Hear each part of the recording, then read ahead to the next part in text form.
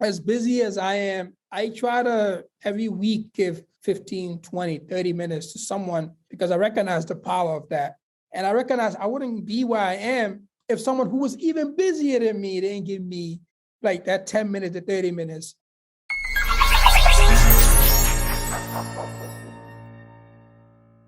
Hi, my name is Gabriella Dennery MD, life coach at DocWorking, and welcome to DocWorking, the Whole Physician podcast. And as part of these podcasts, I am always just thrilled to introduce medical students, medical trainees to the conversation because it's important to get their point of view as well as what does it mean to be well-grounded? What does it mean to stay engaged? What are some of the tricks and tools of the trade to make it through a pretty challenging process that is medical school, medical training, et cetera. So I'm thrilled to bring to DocWorking today Dr. Umaru Barrie, who recently finished his MD PhD. And so I'm excited to bring him. He has some really interesting insights as to how he's managed to stay engaged all this time through a pretty arduous process. Dr. Umaru Barrie, welcome to DocWorking, the Whole Physician podcast. Hello, everyone. Thank you so much, Gabriella, for the warm introduction. And thank you so much for having me. I am excited to be here today. Well, thank you. Well, I'm going to get started and ask you about your medical journey, which is really, really pretty fascinating. But how did you decide that you wanted to become a doctor? Thank you so much for the question. It's been quite the journey, to say the least. So just more background of me. So I was born in Sierra Leone in West Africa. So in initial times of my life, my family actually had to flee because there was a civil war in Sierra Leone. So they went to the neighboring country of Guinea. I think one thing that's always stuck by me while growing up was always witnessing diseases, whether it's my uncles, whether it's my mom, even myself. I still remember to this day just going into the county hospital there, which is like just 3 in the entire city of like 10 million people, just recognizing the problems that people face just because of illnesses. So growing up, and I love sciences, I love the maths, and I was afforded the opportunity to come to the United States after my father came to the US. And just throughout undergrad or even junior high school, I still stuck to my sciences, still stuck to the maths, because that's what I like. That's what I was drawn to. And later I recognized I was drawn to that because I recognized that I like helping people. I like seeing people well. I like seeing how people survive, and also like understanding mechanisms of diseases. So going from that through undergrad, I didn't know I wanted to do medicine then, or I didn't know the path. I only recognized the path later as I started learning about biology, chemistry, and learning about all these different things that make up the sciences. So after my senior year, I recognized, okay, I've been doing pre-med for a while now. Let me apply to medicine.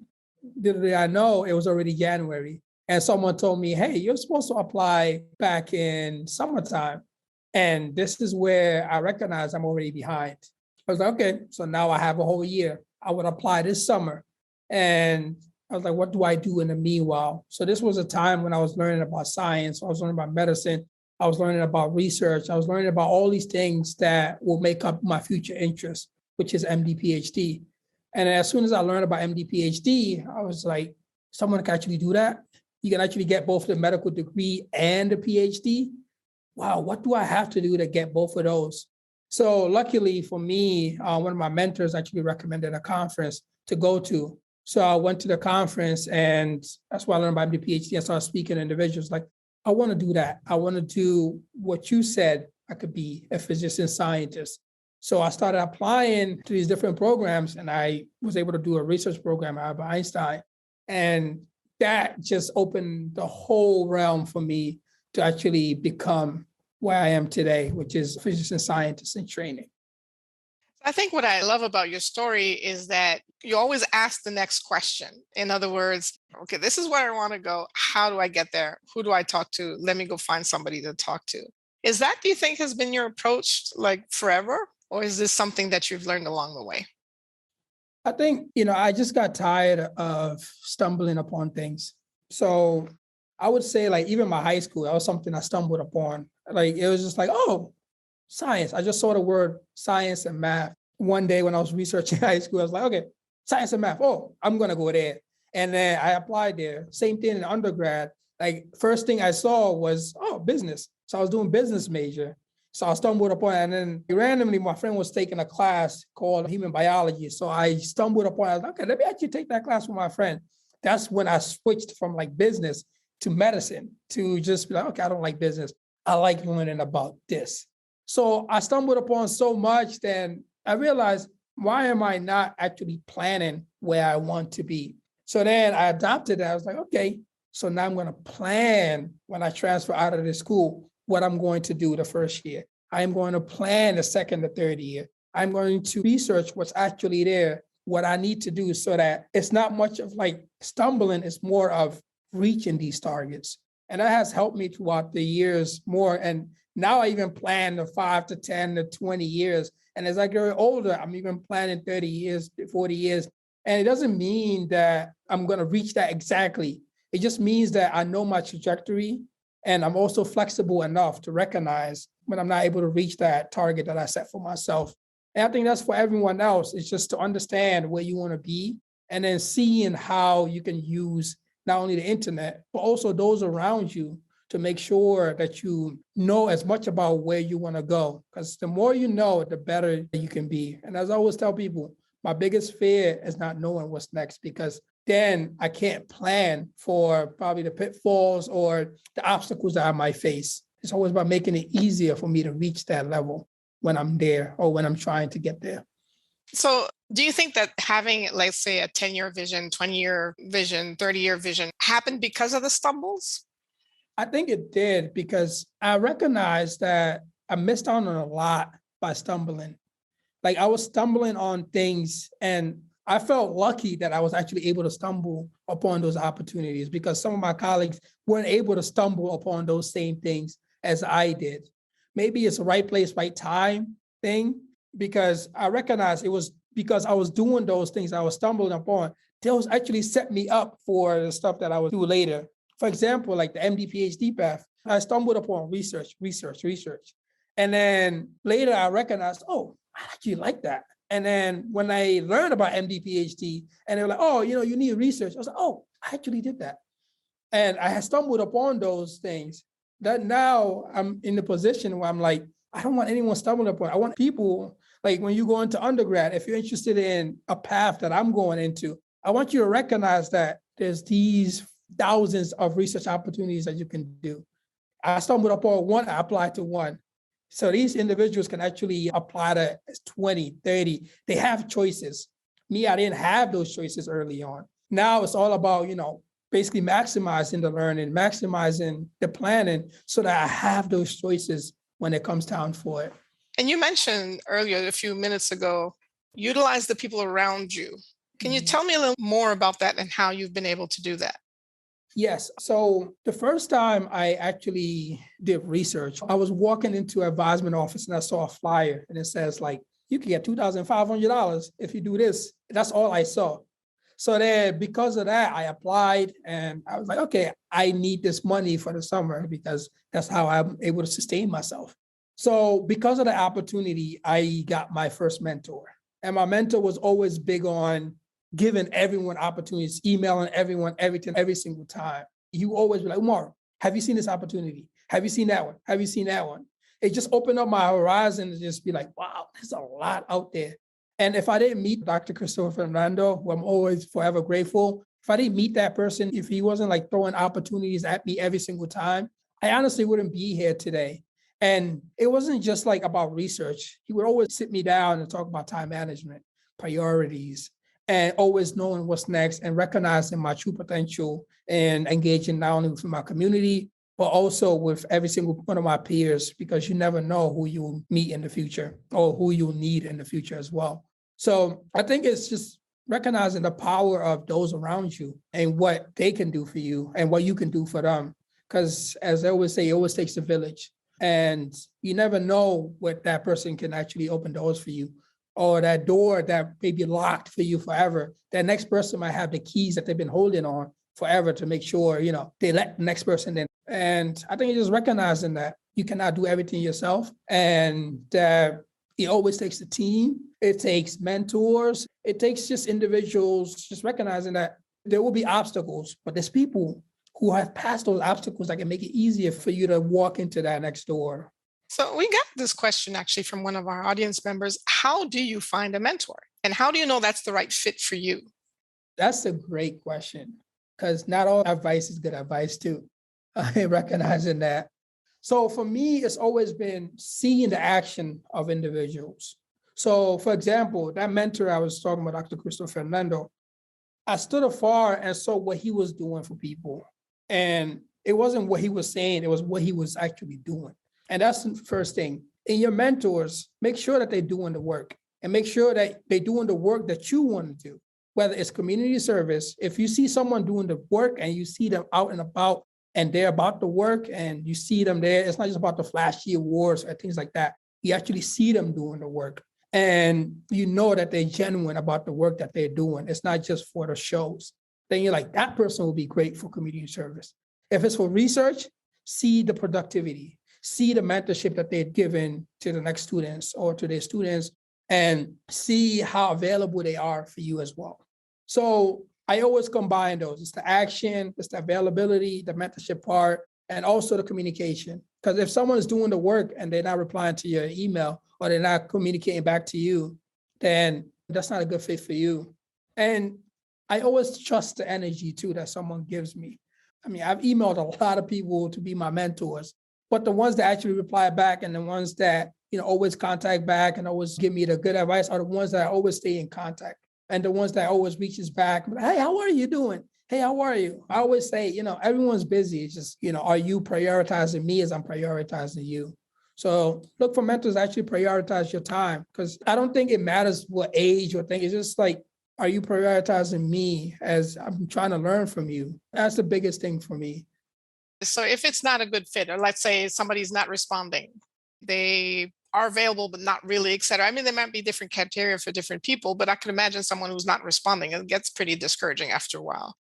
And have you had to just move on to find some other people instead if you've had no response from someone or lukewarm response from someone?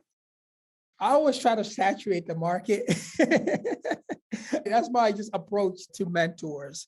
Like if I see someone doing global health in Malawi, I try to find 2 to 3 people who are doing global health in Malawi who I can contact, because not only can I learn different aspects of working in Malawi from 3 different people, there's no limitations on how many mentors you can get. I always believe that even if they're doing the same thing, you can learn different aspects of it from different individuals. So if I email someone today and they don't reply for a week, 2 weeks, I email them again. Be like, hey, I just want to make sure, you get an email. And then, I may email again another 3 weeks later just to make sure and seeing if they're available for me and then try to get them on the phone. But if I still see that they're too busy, then I email other individuals, see how receptive they are.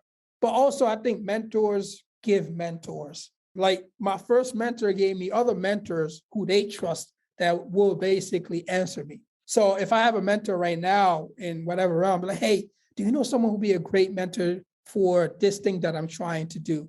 And typically they know who's going to reply and who's not going to reply. So I don't think, people should get discouraged by individuals not replying. It is a busy world, especially for professionals.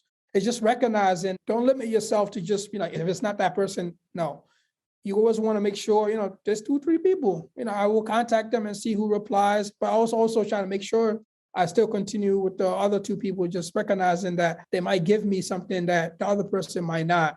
And also utilize the existing network, whether it's an association, whether it's a club, just utilizing those resources to make sure you get the right people for whatever you're trying to do, whatever it may be. On a scale of 1 to 10, how important, 10 being absolutely crucial and 1 being not at all, how important is it to find a mentor in your field or your area of interest in order to succeed? So I would say 1,000. That's how important it is. Because I recognize, especially just thinking back to my background and what I had to do to get to where I am, I would not be here without my second mentor that I met during my research program at Albert Einstein College of Medicine. So I wanted to do an MD PhD. And lucky for me, my mentor was an MD PhD director at Einstein. So he was able to give me all the gems, all the things that I needed to do that I didn't really know. Because it's not just about your stats and things, it's about how you package everything. So he was able to show me how to package it, how to write a research statement, how to write my personal statement. The first personal statement I wrote, he just like, go back and redo it. The first research statement I wrote, it was all red when he got through it. So you see, he had the time, he prioritized my essays, and he also gave me good advice on how to proceed forward. And he knew the game. He was like, apply to this many schools. See, if I didn't have him, how would I know how many schools to apply or what the content of my MD PhD statement should have been? He removed barriers that I didn't even know existed. And that's what mentors can do for you. You may not know what barriers will exist, and they will just come and be like, have you thought about this? Wait, what about that? See, that's the power of mentors. Same thing for community service. I will go and be like, oh, I want to do this project. And my mentor for community service would say, hey, have you thought about this? Have you spoken to this person? Let me put you in touch with that person. Oh, how about we make it even bigger? Have you seen this grant that he could give you money for it? Or, and also the cosign is very important, because many times you will need a recommendation from that person, or you will need them to basically sign up on something because maybe you're junior faculty or junior level, or you're a student in training and you need someone who they'll be like, I trust this person to do the work. That could take you from, getting a rejection to an acceptance. People don't recognize, like, I would say mentors for every single aspect of your life. Like for my personal life, I have a mentor. For my community service, I have a mentor. For global health, I have a mentor. For research, I have a mentor. So if I decide tomorrow I'm interested in videography, I am going to try to find someone who I've seen post a lot of videos and things like, how do you do it? Where did you learn how to cut videos? Where do you learn this? What should I be on the lookout for? How do I make quality? Because you understand that you don't want to make the same mistakes, or they will see that you are inquiring and they will help you basically go from 0 to 1,000 without having to go to 0, 1, 2, 3, 4, 5. That's what mentors can help you, jump steps and avoid pitfalls overall. So what I'm getting from you is that mentors are not just on a scale of 1 to 10, an importance of 9 or 10, but an importance of 1,000. And that you in your trajectory have utilized or found mentors over many, many years. And for, as you said, different aspects of your life. To succeed, and more importantly, I think to accelerate your journey, is to have people in your corner. And you've identified people in your corner. Some you were assigned, some you sought out. And I mean, I've been assigned mentors, and I know medical students are assigned a mentor, but the question is it up to them to go look for more? Yes, 100%. Assigned mentors are great because they understand their responsibility and they may get you from A to B, but you have to realize that assignment is based on someone else's judgment of your characteristics and that person's characteristics and how it will match together. But also, like, if you seek out your own mentors, then you recognize what you're trying to get out of it. So it's more of a personal, I need this. I'm trying to get to this point. So I see that person, I'm trying to get to that person. Because sometimes I feel like the assigned mentors, they're great, they're good, but it's restrictive to a certain level. And if I'm the one seeking out, I try to make sure the mentorship is not just like on a assignment level or like, oh, I'm trying to get this and I'm done, but also for continuous purposes. And some of those mentors that I sought out throughout the years, they're the ones that I still keep to this day. The ones that I was assigned throughout like undergrad or maybe in my post-bac program, those ended as that program ended. So I feel like the ones that I sought out were the ones that, helped me propel my career even further to where I am currently today. But it is important to get both because, as I say, like, there's no limit into the mentorship. You could always learn something new. And the knowledge is so vast out there that you need someone who's been through it and can tell you not just the metrics or what you need, but also how they felt going through it, because that could be an important part of it as well. And sometimes you just need someone to vent to. Like if you go through a presentation, it didn't go well, and be like, you need someone like, hey, how did you present this? like that can help out sometimes more than just be like, oh, you do this, do that. It's just like, hey, this is what the process was. This is how it was when I was doing it. And sometimes that can mean the world to someone, especially as a minority going through it, because many times you feel alone in your path. And those individuals who've been through it, they will let you know how they were able to get through the obstacles that they faced. Probably some even worse than what you're experiencing today. Or maybe your experience is probably worse. You never know. But just having the time and space to talk to it is very important. How does a busy medical student or a busy MD, PhD student make the time to find mentors that are perhaps outside their assigned mentors that are able to help them with their trajectory? How have you made that happen for you? I think you have to recognize that 15, 20 minutes of your time can save someone 3 years. I've seen the power of that because some of my mentees, I recognize, like even me just sitting down with them and telling them, hey, have you done this? That's something they probably never even fathom, like just think about throughout the process of applying to medical school. Or I look at the essays and be like, take that out, or like add that in, or the content is not there, or like add this school. It's so interesting because some of my mentees, when they were applying to med school, like, hey, add that school. And it's been like 5 of my mentees within the past 2 years where I was like, yeah, add that school. And that school that I told them to add, that's where they are right now. Like, wow, how did you know that was going to be a good fit for me? Because sometimes you don't recognize what's good for you until someone else sees it. Like, that school will give you all the tuition that you need. So I would say, as busy as I am, I try to every week give 15, 20, 30 minutes to someone because I recognize the power of that. And I recognize I wouldn't be where I am if someone who was even busier than me didn't give me like that 10 minutes to 30 minutes of my time. So every day or every week when I plan out my week, I always have a box there for like things. I'll put development because I feel like my mentors develop me as much as I develop them. So, either I post on LinkedIn, be like, hey, for my pre-meds, do you need any help with things? I am here, please email me. And typically 2 to 3 pre-meds always contact me and they always like, oh, I'm applying or I'm in the process of this, or I'm a freshman. Even some in high school contact me, like, oh, I need help with this. So it's just recognizing that you can create your schedule to ensure that you can have time for individuals. And that's all that matters. Because even if you've later realized that, oh, I'm too busy this week, you can always be like, okay, next week. Or like, make sure you plan your schedule enough that you have time for the individuals that, without you being there helping them, it's going to take them even longer to recognize what they need for the next step.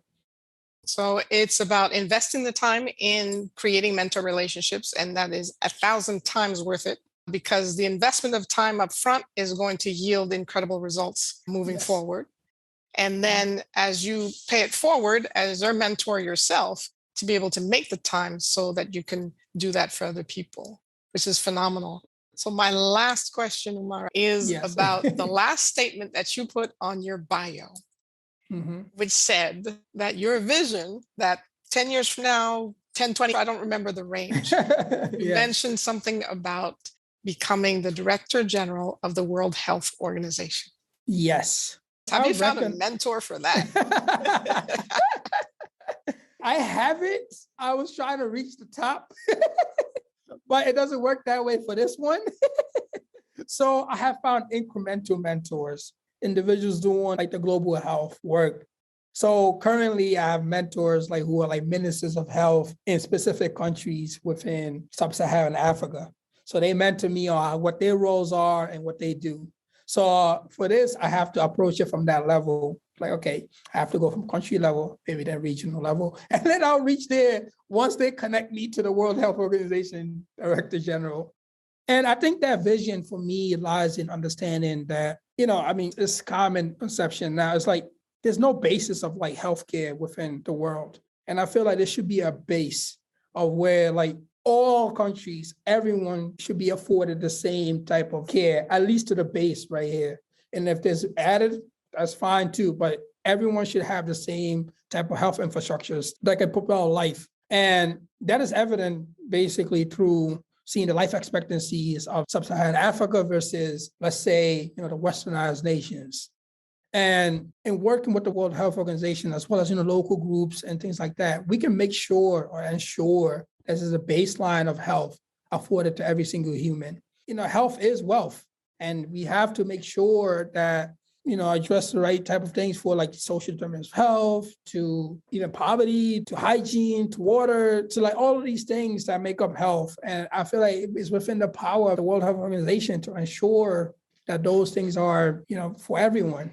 Because without that, we'll continue to see the problems that we see to this day, which is unequal economic power, unequal health, unequal just inequality. I believe health is like the base for all of those. Wow. Well, we will be keeping an eye on you as you move towards your target, because I have no doubt you will get there and that you're making the right moves already. And I'm so excited for you. And congratulations again on getting your MD PhD as you are continuing your research and working with your mentors and moving forward in this incredible vision for world health. It's not a small thing. You're not looking at little things there, Umaru. No. I just think that we have the power. Yeah, I agree. We definitely do. And then you get to create the willingness.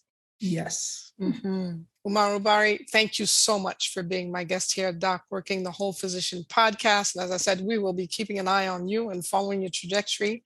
And hopefully we can bring you back in a little while to see how you're doing. Thank you so much for the invitation, and thank you for the great conversation. I appreciate your time.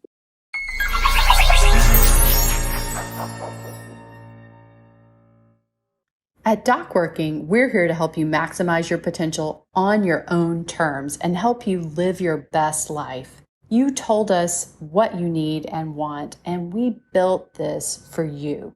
Whatever your journey is, you have options. You can choose to live the life you want to live. We see you. We get you. And now let's get you in the driver's seat of your own life so you can find purpose in your work and everything you do and every choice you make.